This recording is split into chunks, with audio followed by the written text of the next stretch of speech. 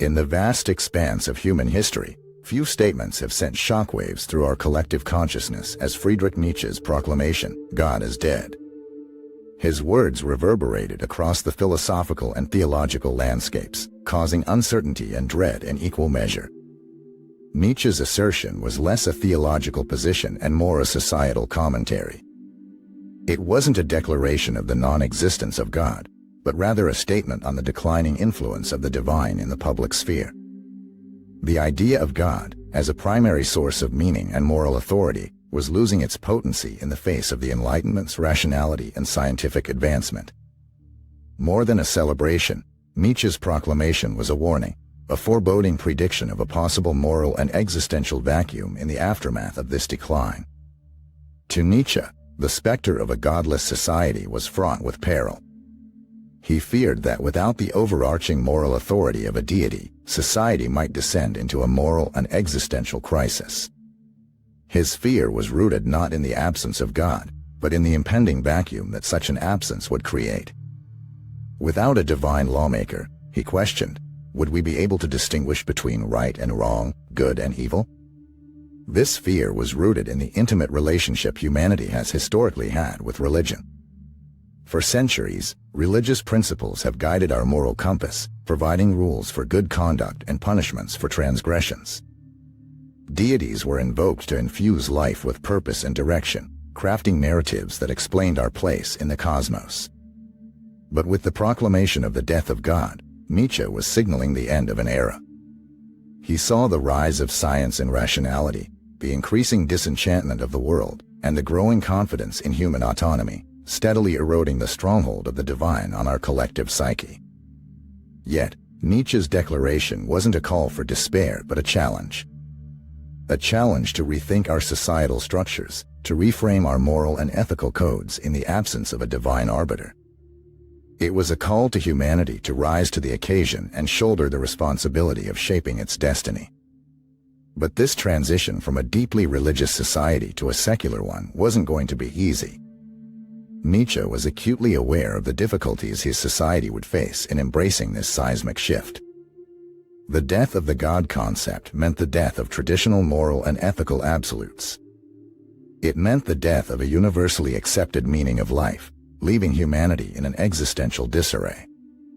This is where we find ourselves today, at the crossroads of a post-religious society, grappling with the implications of Nietzsche's prophetic words. We are living the philosopher's fears, navigating an age of unprecedented secularization, dealing with the decline of traditional religion, especially Christianity in Western societies. This transition has not been without its challenges. The decline in religious affinity has led to the repurposing of church buildings, a testament to the waning influence of religion in public life. More and more people are identifying as non-religious, eschewing the dogmas of the past and embracing a more individualistic approach to spirituality. However, in the midst of this shift, we find ourselves faced with the question that Nietzsche posed. Without the divine, where do we find our moral compass?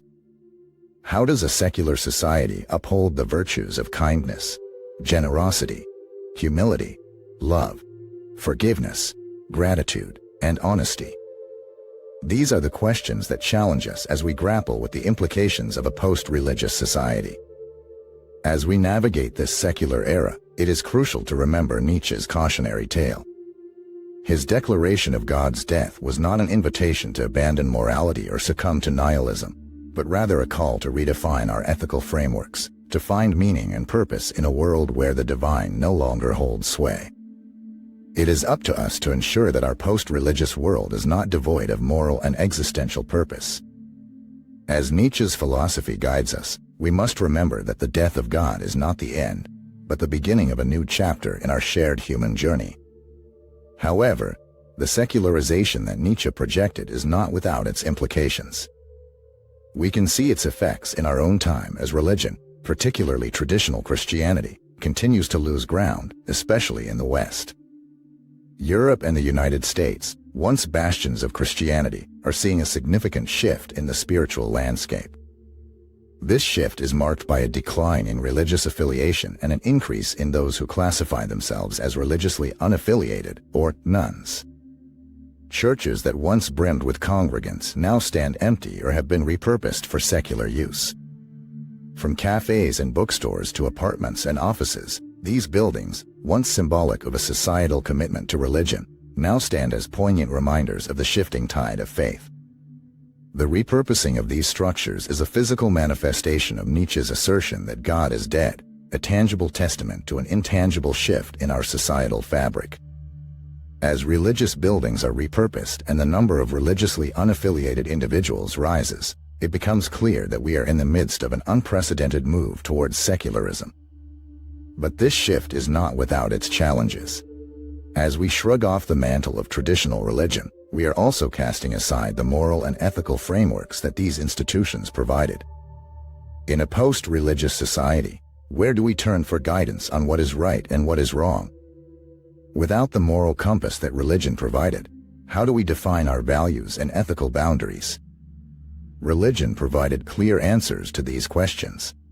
It gave us commandments and laws, parables and stories, all meant to guide our behavior and instill in us a sense of morality and ethics. But in a secular age, these traditional sources of moral guidance are losing their authority.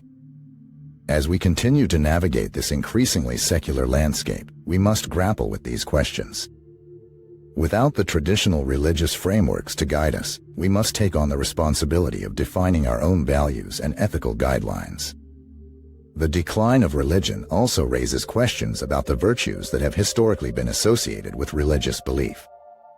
How do we uphold the virtues of kindness, generosity, humility, love, forgiveness, gratitude, and honesty in a post-religious society? Without religion to enforce these ideals, will they simply fade away, or will they find a new home in our secular moral and ethical frameworks? This is a daunting task. It requires us to take a hard look at ourselves and our society, to question and evaluate our beliefs and actions. It requires us to be brutally honest with ourselves, to recognize the biases and prejudices that may be embedded in our current moral and ethical codes. It requires a willingness to change, to grow, to evolve. For Nietzsche, the death of God was not a cause for despair, but a call to action. It was a challenge to humanity to rise above the need for divine guidance and take control of its own destiny. As we continue to grapple with the implications of a post-religious society, we must remember Nietzsche's challenge. We must take up the mantle of moral and ethical responsibility and craft a society that upholds the virtues of kindness, generosity, humility, love, forgiveness, gratitude, and honesty, not out of fear of divine retribution, but out of a sense of shared humanity and mutual respect. We stand at a crossroads, on the brink of a new era. The path we choose to follow, the moral and ethical codes we choose to uphold, will define our future.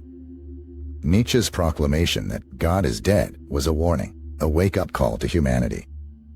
As we move forward, we must heed this warning and rise to the challenge. The future of our post-religious society, and indeed, the future of humanity, depends on it.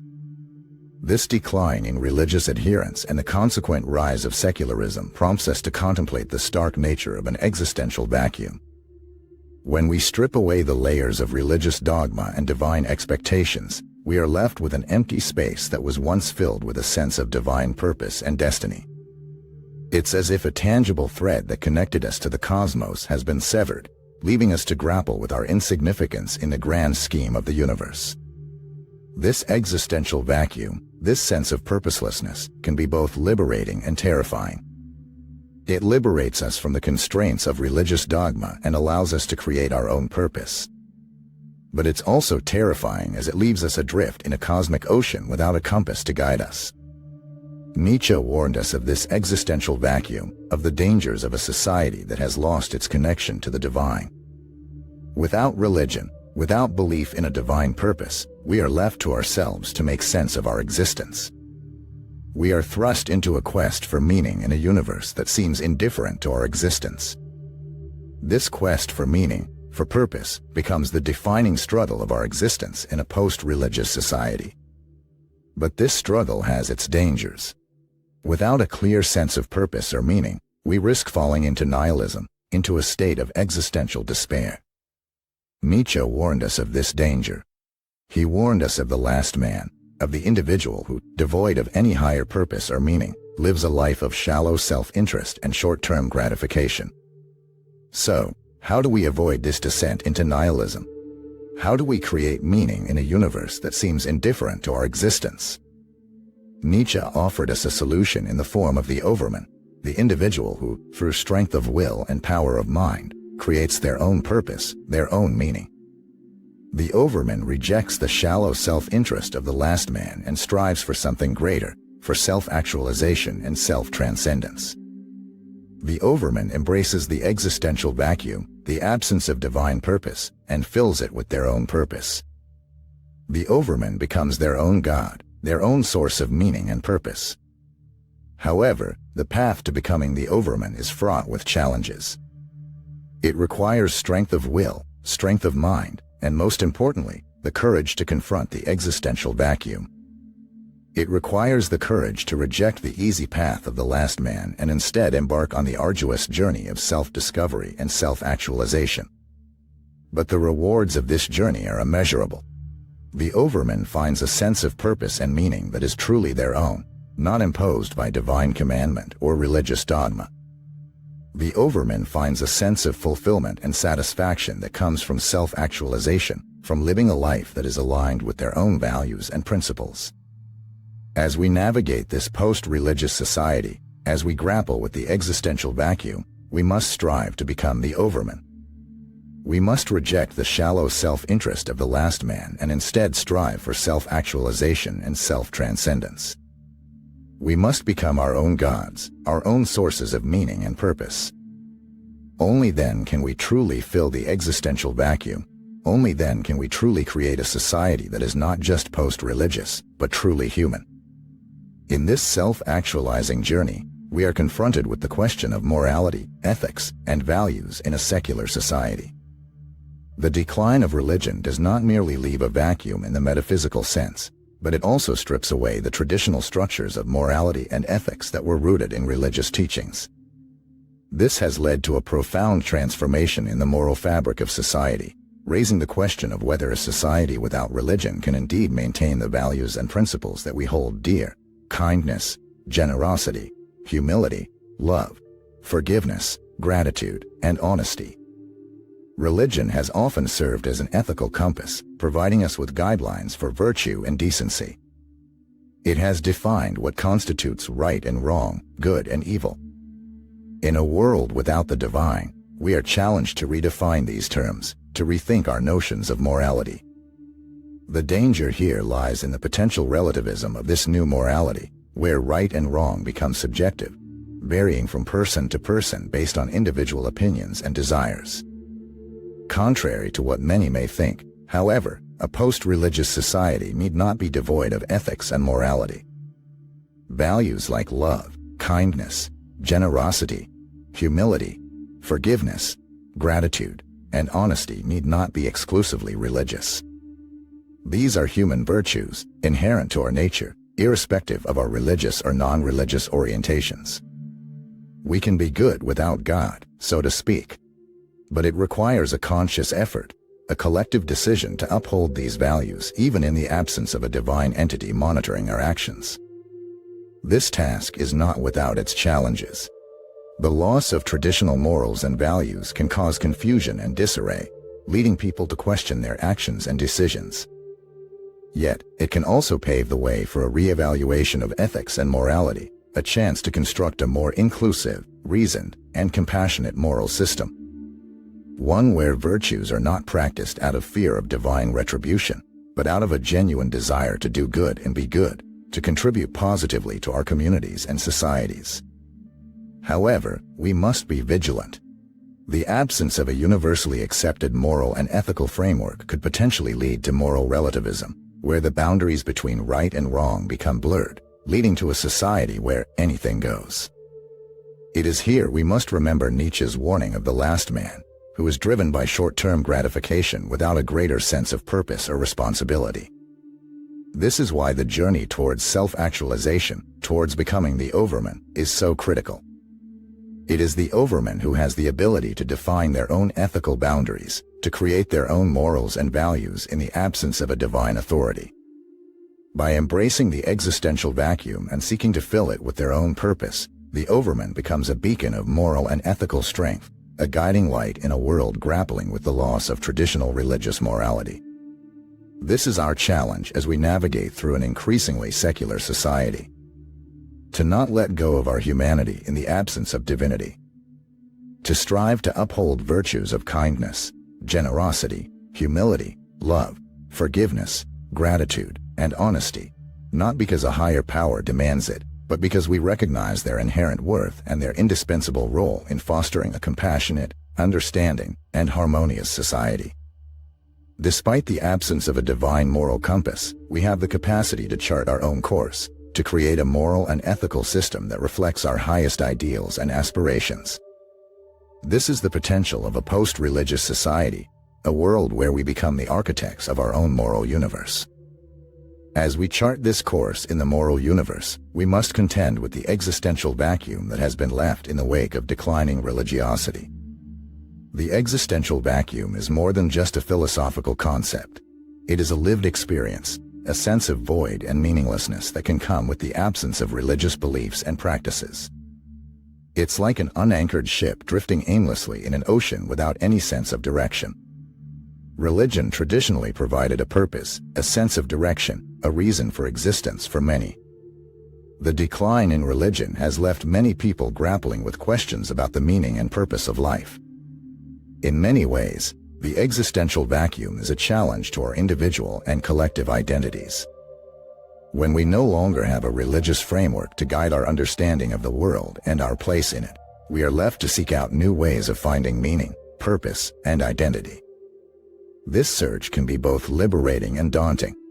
It can open up new avenues for self-discovery and growth, but can also lead to feelings of disorientation, confusion, and even despair. As Nietzsche said, "He who has a why to live can bear almost anyhow." The danger lies not in the search for meaning, but in the potential failure to find it. A nihilistic society, one that believes in nothing, values nothing, fears nothing, reveres nothing, and ultimately lives for nothing, is a possibility we must guard against. In the absence of meaning, we risk falling into a state of apathy and indifference, where life becomes a series of mechanical actions devoid of passion, purpose, or significance. Yet, this does not have to be our destiny. Though the traditional structures of meaning and purpose provided by religion may be eroding, we can still find ways to infuse our lives with meaning. This could come from various sources, from our relationships with others, our passion for certain activities, our contribution to causes we believe in, our quest for knowledge and understanding, and our capacity for love and empathy. These are all aspects of our human experience that can provide a rich and fulfilling sense of purpose and meaning. We must remember, however, that while finding meaning and purpose in life is essential, it is not a one-size-fits-all proposition. What gives one person a sense of purpose may not hold true for another. This is the beauty of our human diversity. We are all unique, with our own passions, interests, values, and beliefs. The key is to find what resonates with us, what makes us feel alive and fulfilled, what makes our existence meaningful. In this quest for meaning, we are called upon to become the Overman that Nietzsche envisioned, to take charge of our own destiny, to create our own values and morality, to find our own purpose in life. The Overman does not shun the existential vacuum, but rather embraces it, uses it as a catalyst for growth and self-actualization. In a world without divine guidance, the responsibility falls on us to fill the existential vacuum with meaning and purpose. It's a daunting task, but also one that can lead to profound self-understanding, growth, and fulfillment. It's a journey that requires courage, resilience, and determination. But, in the end, it's a journey well worth taking, for it can lead us to a life of authenticity, fulfillment, and profound meaning. As we consider the importance of finding personal meaning in a post-religious world, we must also recognize the unifying role religion has traditionally played in societies across the globe. Religion has often served as a powerful adhesive, binding communities together with shared beliefs, rituals, and moral codes. It's like the invisible threads of a spider's web, intricately woven to connect each individual to a broader, meaningful network. Religion, in providing a shared moral and ethical framework, has often helped to create a sense of order, cohesion, and stability in societies. It has shaped systems of law and governance. It has inspired works of art and architecture. It has guided interpersonal relations and even the rhythm of daily life. It was the compass that guided societies through the unknown, the comfort that soothed during times of distress, the glue that held communities together. Despite the many issues tied to religious extremism, from intolerance to fanaticism, from bigotry to violence, we cannot turn a blind eye to the positive impacts of religion on society. Religion has often been a beacon of hope, providing solace during times of crisis, and acting as a catalyst for social justice and positive change. It has given voice to the marginalized, strength to the oppressed, and provided a sense of purpose and direction to countless lives. In the face of the rise of secularism and the decline of traditional religion, we must ask ourselves, what will fill the role that religion once played in society? How can we maintain social cohesion and a shared moral framework in a post-religious world? What can serve as the social cement in a society that no longer looks to the divine for guidance? Perhaps the answer lies in our shared humanity. In a world where traditional religious beliefs are waning, there is an opportunity to build a society based on shared human values, kindness, empathy, respect, justice, and love. These are values that transcend religious boundaries, that resonate with our shared human experience. They are values that can help build a society that is diverse yet cohesive, where each person is respected and valued for their unique contribution. In this post-religious world, we will need to find new ways to create community, to bind us together, to provide a shared moral and ethical framework. This could come in the form of shared rituals and celebrations, common community projects, and collective efforts to promote social justice and equality. These are not meant to replace religious beliefs, but rather to create a new framework for social cohesion and shared morality in a secular society. The decline of religion does not mean the end of morality, ethics, or community. Instead, it challenges us to find new ways to foster these crucial aspects of our societies. It asks us to take responsibility for our own moral and ethical development, to work together to create communities that are inclusive, respectful, and just. In this brave new world, we are all potential architects of a new social order. By embracing our shared humanity, by fostering shared values, by working together for the common good, we can fill the void left by the decline of religion with a new sense of purpose, meaning, and community. The task is formidable, but the potential reward, a society that is truly grounded in shared human values, is immense. In conclusion, the journey towards a post-religious society is not a journey into the unknown, but a journey towards a new understanding of what it means to be human. It's about discovering new ways of finding meaning, purpose, and community in the absence of traditional religious structures. It's about embracing the Overman within us and creating a society that is grounded in shared human values, a society that is diverse yet cohesive, a society that is truly human. In the wake of secularization, alternative forms of seeking guidance and fulfillment have emerged, with society relying heavily on science and technology, psychology, and various forms of philosophy to understand the world and our place within it. But this shift is not without its implications. The decline in religious affiliation has coincided with a rise in depression, anxiety, and other mental health issues. While it would be reductionist to suggest a direct cause-effect relationship, the correlation does draw our attention to the existential vacuum that can be felt in a secular society. The existential vacuum, as the term suggests, is a sense of emptiness and meaninglessness. It is a state of feeling disconnected and isolated, a state of feeling as if life lacks purpose. This can lead to existential angst, a profound sense of unease and anxiety about life. This existential vacuum can make individuals prone to nihilistic tendencies, leading to a society that pursues short-term gratification and is indifferent to long-term consequences. Nietzsche's concept of the last man, encapsulates this existential vacuum perfectly. The last man is characterized as a creature of comfort and convenience, devoid of any higher aspirations or values. He lives for the present moment, chasing after fleeting pleasures and distractions, indifferent to the grander questions of life.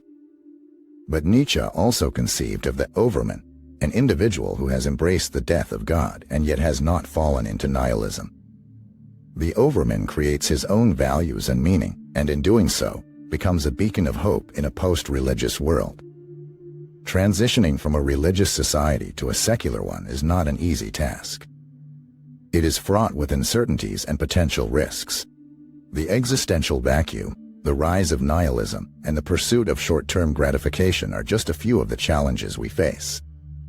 But Nietzsche's philosophy also gives us hope. His concept of the Overman shows us that it is possible to find meaning and purpose in a world without God. It is possible to create our own values and to live a fulfilling life. In conclusion, the rise of secularism and the decline of traditional religion present both challenges and opportunities. They challenge us to find new ways to foster social cohesion, to create a shared moral and ethical framework, and to fill the existential vacuum. But they also provide us with an opportunity to reevaluate our beliefs and values, to question old dogmas, and to create a society that is more inclusive, more diverse, and more attuned to the needs of all its members. As we navigate this brave new world, we must remember that the journey towards a post-religious society is not a journey into the unknown, but a journey towards a new understanding of what it means to be human. It is about discovering new ways of finding meaning, purpose, and community in the absence of traditional religious structures. It's about embracing the Overman within us and creating a society that is grounded in shared human values, a society that is diverse yet cohesive, a society that is truly human. Thank you for taking the time to watch this video and embark on this journey with me. If you found this video insightful and wish to explore more thought-provoking content, do not hesitate to hit the subscribe button and give this video a like. Your support is greatly appreciated, and it allows me to continue creating content to help us navigate the complexities of life. Until next time, keep questioning, keep exploring, and stay curious.